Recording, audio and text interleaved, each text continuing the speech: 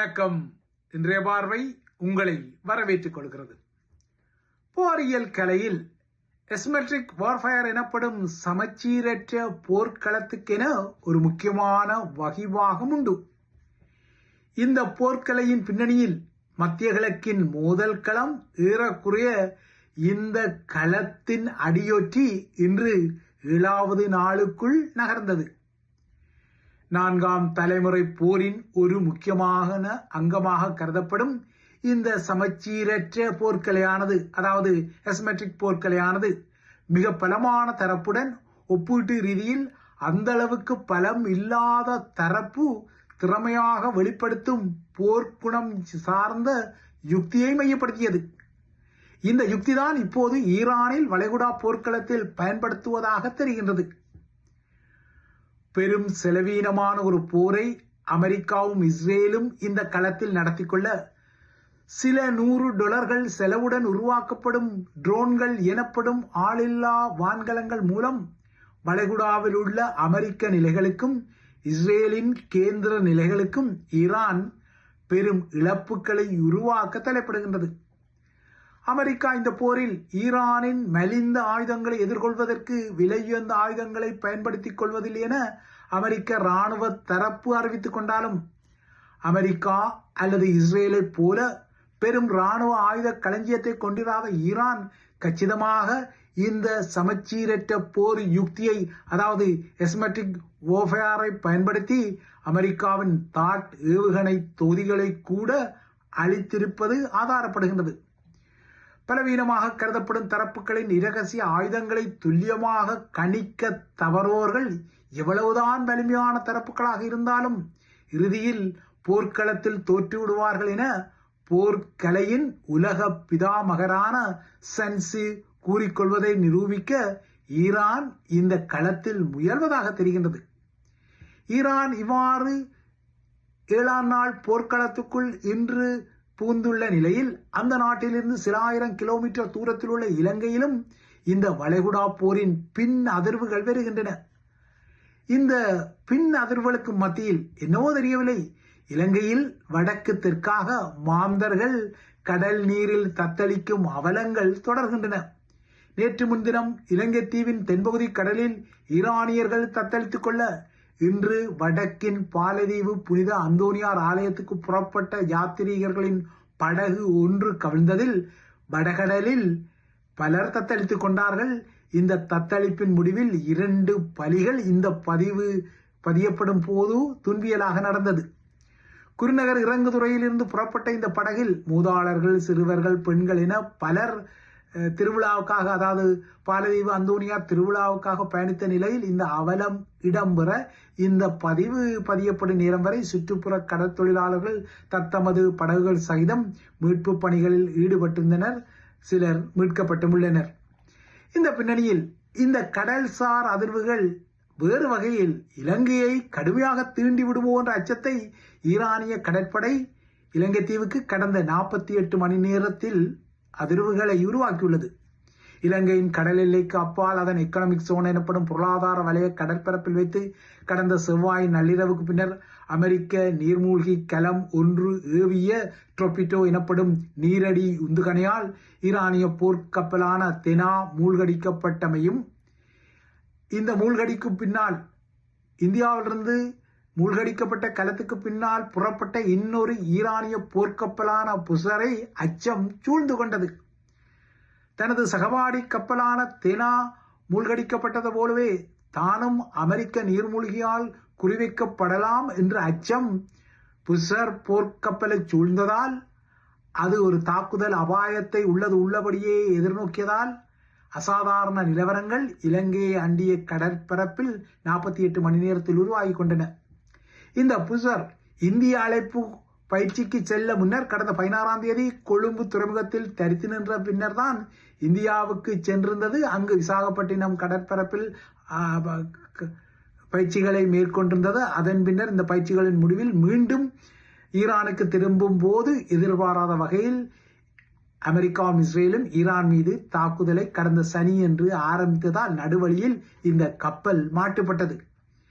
இந்த கப்பல் பயணத்தின் போது ஈரானிய போர்க்களங்களுக்கு நாசகார பண்டோரா பெட்டிகள் திறந்து கொண்ட நிலையில் ஏற்கனவே தனக்கு முன்னால் கடலில் பயணித்த தெனா கப்பல் தாக்கப்பட்டு 100க்கும் மேற்பட்ட பலிகளுடன் ஒரு துன்பியல் முடிவை பெற்று கடல் மடியில் சமாதியாகிய நிலையில் தாமும் அதே பாணியில் அமெரிக்க நீர்மூழ்கியால் தாக்கப்படக்கூடும் என்ற அச்சத்தில் இந்த புஷர் போர்க்களம் நேற்று இலங்கையில் தஞ்சம் கோரியுள்ளது. ஸ்ரீலங்காவும் இப்போது இந்த தஞ்சங்கோரலின் பின்னணியில் போர் ராஜதந்திர கொதிநிலைக்குள் மாட்டியிருப்பதாக தெரிகின்றது. அமெரிக்காவால் மூழ்கடிக்கப்பட்ட ஈரானிய போர்க்கப்பலில் இருந்து உயிர் தப்பிக்கொண்டவர்களும் அந்த தாக்குதலில் கொல்லப்பட்டவர்களின் 80க்கும் மேற்பட்ட உடலங்களும் ஏற்கனவே இலங்கையில் உள்ள நிலையில் புஷர் கப்பல் தனது இயந்திரங்களில் ஒன்று பழுதடைந்து விட்டதான ஒரு காரணத்தை முன்வைத்து அமெரிக்க தாக்குதலை தவிர்க்க இலங்கை எல்லைக்குள் நுழைந்து தஞ்சத்தை பெற்றுள்ளது. உலகளாவிய ரீதியில் உள்ள ஈரானிய ராஜதந்திரிகள் அந்தந்த நாடுகளில் தஞ்சம் கோரலாம் என அமெரிக்க அரசு தலைவர் ட்ரம்ப் அறிவித்த பின்னர் அதற்கு சமாந்தரமாக ஈரானிய போர்க்கப்பல் இப்போது இலங்கையில் தஞ்சம் கோரியுள்ளது. புஷர் போர்க்கப்பலின் இயந்திரம் உண்மையில் பழுதாகி கொண்டதா இல்லையா என்பது உறுதிப்பாடுகள் இல்லை. ஏனென்றால் இலங்கை துறைமுகம் ஒன்றில் இந்த கலத்தை நங்கூரமிட வேண்டுமானால் இவ்வாறான ஒரு இயந்திர பழுது காரணம் சொல்லப்பட வேண்டும். இவ்வாறான ஒரு அவசர காரணம் சொல்லப்படாமல் விட்டால் அதனை தனது எல்லைக்குள் அனுமதிப்பது இலங்கைக்கும் சிக்கலை ஏற்படுத்தி கொள்ளும் என்பதால் இந்த பழுது காரணம் ஸ்ரீலங்காவுடன் ஈரான் இல்லையென்றால் இந்த கப்பலின் உயர் அதிகாரிகள் ராஜதந்திர ரீதியில் குசுகுசுத்த பின்னர் இந்த முடிவை எடுத்திருக்கக்கூடும். எதுவாறோ இந்த பழுது கதையை மையப்படுத்தியேனும் பல ஈரானியர்கள் காப்பாற்றப்பட்டமை ஒரு ஆறுதலான விடயம்தான். ஆனால் இவ்வாறான ஒரு ஆறுதலான விடயத்தை ஈரான் ஈழத்தமிழர்கள் மீதான முள்ளிவாய்க்கால் பேரவலம் இடம்பெற்ற காலத்தில் காட்டிக்கொள்ளவில்லை. மாறாக ஸ்ரீலங்காவுக்குத்தான் அது இந்த போரின் பின்னால் நின்றது. இப்போது இலங்கை துறைமுகத்தில் ஈரானிய கப்பலை நங்கூரமிட்டுக் கொள்ள அனுமதித்த ஸ்ரீலங்காவின் அரசு தலைவர் அனுரகுமார திசாநாயக்காவும் ஒரு ஓரத்தில் ட்ரம்ப் அனைத்துலக விதிகளையெல்லாம் மதித்து இந்த கப்பலை இலங்கையில் விட்டு வைப்பார் என்ற விடயத்தில் ஐயமும் பயமும் இருக்கத்தான் செய்தது. ஏனெனில் போர்க்களத்தில் இல்லாத ஆயுதங்களை தாங்கிறாத கப்பல்களை தாக்கக்கூடாது என்ற விதிகளை மதிக்காமல் தான் ஈரானிய தெனா போர்க்களத்திலிருந்து சில ஆயிரம் கிலோமீட்டர்களுக்கு அப்பால் தாக்கி மூழ்கடிக்கப்பட்ட கதை அனுரகுமார திசாநாயக்கா அறியாத கதையல்ல.